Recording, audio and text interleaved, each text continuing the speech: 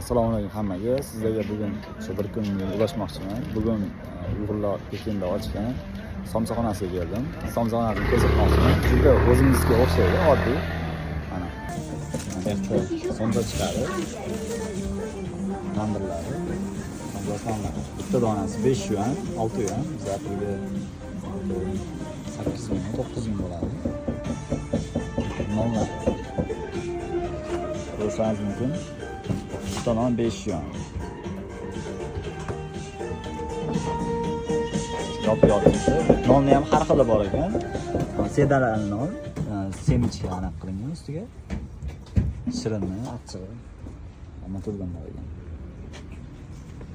Bu akamlar Uyg'ur akamlar. Ismingiz nima aka? Abduvali.